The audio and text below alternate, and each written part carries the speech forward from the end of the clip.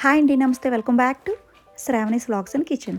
ఈరోజు మన రెసిపీ వచ్చేసి ఎప్పుడూ చేసేలా చికెన్ కర్రీ కాకుండా ఒకసారి ఇలా ట్రై చేసి చూడండి.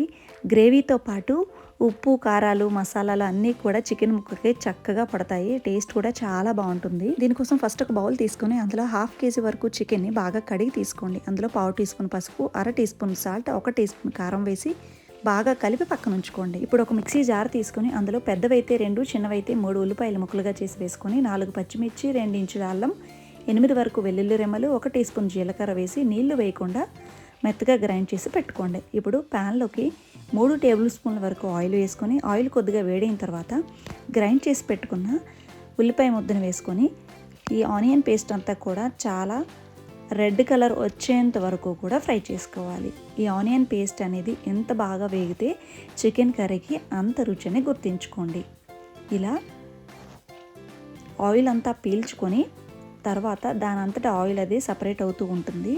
చూడండి, మాడిపోకుండా ఏ విధంగా రెడ్ కలర్ వచ్చేంత వరకు ఫ్రై చేసుకొని కలిపి పెట్టుకున్న చికెన్ కూడా వేసుకొని ఒకసారి బాగా కలిపి మూత పెట్టేసి చికెన్ నుంచి నీరంతా ఊరి ఆ నీరంతా కూడా ఇంకిపోయేంత వరకు కూడా ఫ్రై చేసుకోవాలి. మీడియం ఫ్లేమ్లో పెట్టుకుంటే 4-5 నిమిషాలకి ఈ విధంగా చక్కగా ఫ్రై అయిపోతూ ఉంటుంది.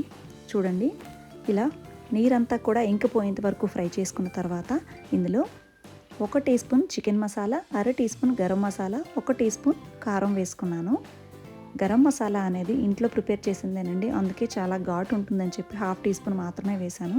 మీరు బయటది వేసుకుంటే కనుక 1 టీ స్పూన్ వేసుకోండి. చికెన్ మసాలా లేకపోతే ధనియాల పొడైనా వేసుకోండి. 1/2 నిమిషం పాటు బాగా కలిపిన తర్వాత 1 గ్లాసు నీళ్ళు వేసి సాల్ట్ ఏమైనా సరిపోకపోతే ఈ టైంలో వేసుకోవచ్చు ఎక్స్ట్రాగా. మూత పెట్టేసి ఈ విధంగా దగ్గర పడేంత వరకు కుక్ చేసుకుంటే ఫైనల్గా సన్నగా తరిగిన కొత్తిమీర వేసుకుంటే చికెన్ కర్రీ అయితే రెడీ అయిపోతుంది. మరీ వాటరీగా దించేయకుండా ఇలా దగ్గర పడేంత వరకు కుక్ చేసుకుంటే చికెన్ ముక్కకి ఉప్పు, కారం, మసాలాలన్నీ కూడా చక్కగా పడతాయి. గ్రేవీ కూడా బాగా వస్తుంది.